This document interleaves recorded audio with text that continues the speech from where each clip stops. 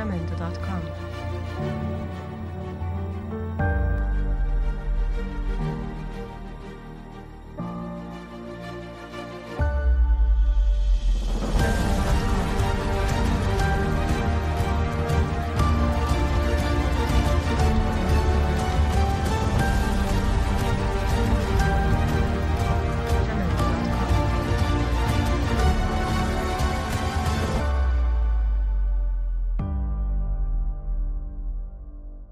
Bienvenidos a una nueva clase flipada de biología. Hoy clase Capicúa, número 33, y en ella vamos a estudiar una estructura realmente increíble y impresionante, el citoesqueleto.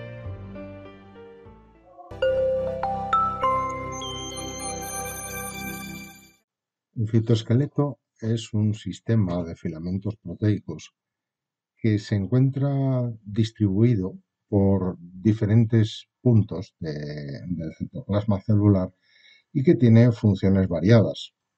Por una parte, sirve para dar forma a la célula desde dentro.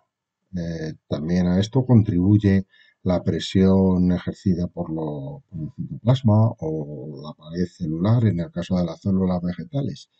Pero el citoesqueleto también contribuye a proporcionar la forma a la célula. Además, participa en el movimiento no solo de la célula, por ejemplo, a través de la formación de pseudópodos o la formación de cilios y flagelos, sino también en el posicionamiento de orgánulos, es decir, va a participar en el movimiento interno de los orgánulos dentro de la célula. Y finalmente, también está implicado en los procesos de división celular, en particular el último momento de la división, que es la citocinesis, es la división de la célula propiamente dicha. De modo que el citoesqueleto está involucrado en muchas facetas de la fisiología celular. Los filamentos que forman el citoesqueleto son variados. Concretamente, hay 3 tipos de filamentos en el citoesqueleto. Por una parte están los filamentos intermedios.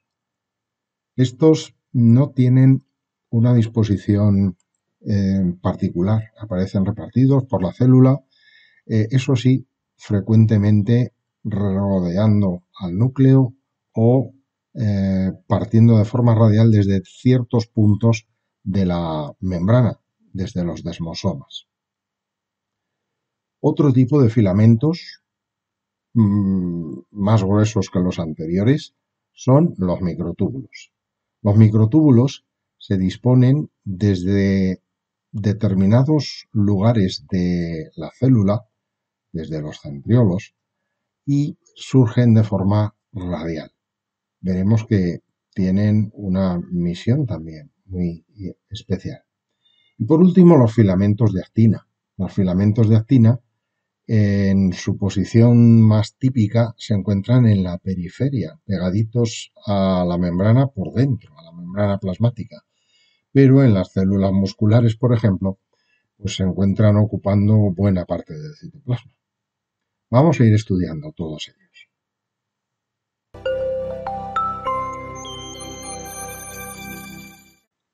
El primer tipo de filamentos que vamos a estudiar son los de menor diámetro, o sea, menor grosor, y son los microfilamentos de actina. Su localización típica es en la periferia de la célula, es decir, pegados a la cara interna de la membrana citoplasmática, aunque pueden aparecer en otros lugares. Están formados por una proteína globular que se suele conocer con el nombre de G-actina o actina G, que se polimeriza y entonces va originando los filamentos de actina o actina F. Aquí podemos ver cómo las unidades de actina globular, actina G, se van uniendo formando pequeños núcleos y estos núcleos comienzan a crecer, de tal manera que en el filamento solo se puede producir la adición de nuevas unidades de actina por uno de los polos y se conocen como polo negativo y polo positivo. El polo positivo es por donde se añaden nuevas unidades de actina y el polo negativo es por donde se pueden ir eliminando unidades de actina. Hemos comentado antes que los microfilamentos de actina participan en la formación del surco contráctil, que es el estrechamiento, el estrangulamiento que se produce en la membrana plasmática cuando la célula se va a dividir. Y está controlado precisamente por la actina, que es una proteína contráctil. Además de la actina, hay otra proteína contráctil que es la miosina. Y juntas forman la otra localización en donde podemos tener actina, que son los sarcómeros de las células musculares, en donde están implicadas tanto la actina como la miosina en la contracción muscular.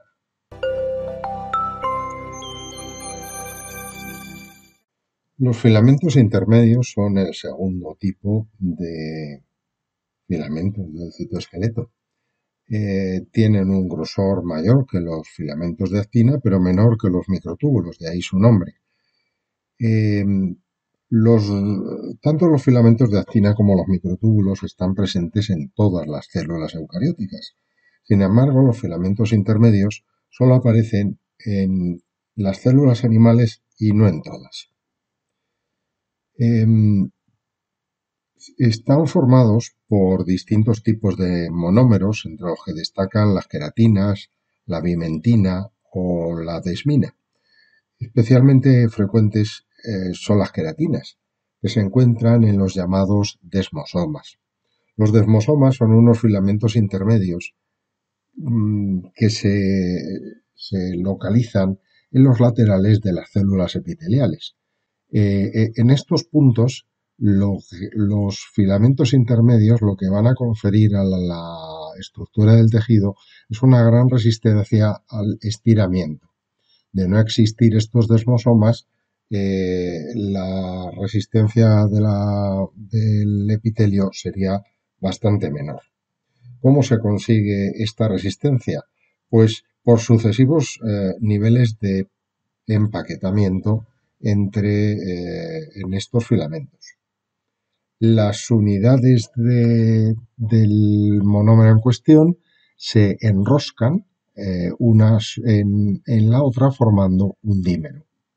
Pero estos dímeros, a su vez, se agrupan formando tetrámeros y los tetrámeros formando octámeros. De esta forma, en la que se va produciendo un empaquetamiento sucesivo, se va consiguiendo un filamento cada vez con más resistencia.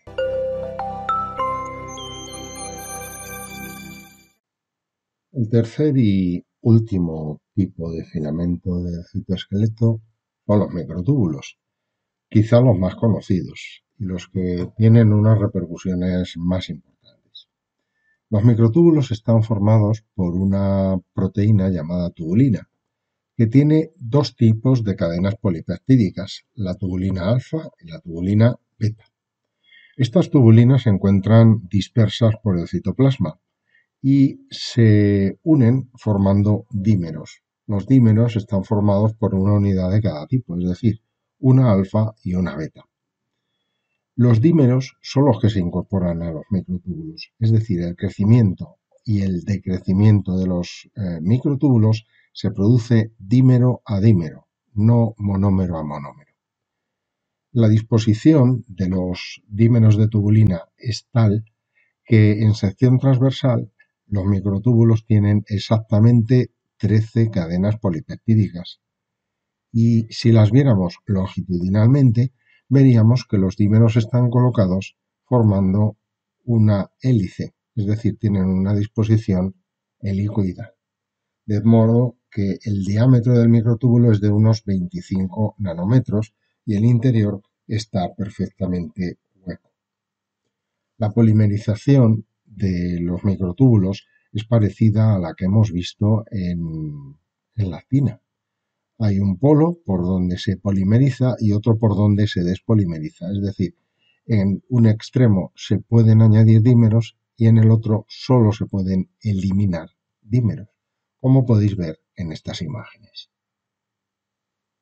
¿Para qué sirven los microtúbulos? Bueno, pues por una parte y directamente pueden servir como soporte para el desplazamiento de vesículas, de orgánulos, por medio de proteínas motoras, como habéis podido ver en estas imágenes. Pero también pueden formar otros tipos de estructuras, como son los centriolos, los centrosomas y el uso mitótico, además de los llamados undulipodios, es decir, cilios y flagelos. Vamos a ir comentando cada uno de ellos por separado. Los centrosomas son los lugares de la célula en donde se encuentran los centriolos, que se encuentran siempre por pares. Cada centriolo tiene una estructura muy característica, formada por 9 tripletes de microtúbulos pegados entre sí y dispuestos formando un perímetro circular, con fibras dirigidas hacia el interior, que recibe el nombre de estructura en rueda de carro. En estos lugares es donde se organizan los microtúbulos para formar el uso mitótico.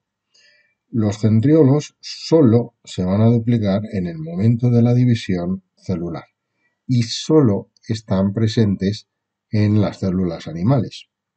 De modo que en las células vegetales no hay centriolos.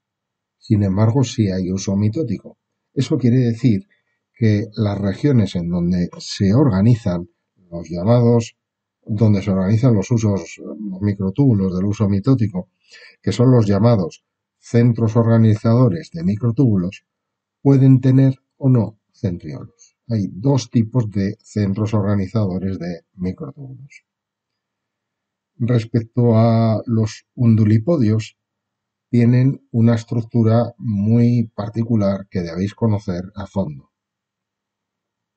En sección longitudinal, en el undulipodio, podemos distinguir 4 regiones que desde la porción más externa hacia la más interna se llaman tallo o axonema, zona de transición, corpúsculo basal y raíces ciliares.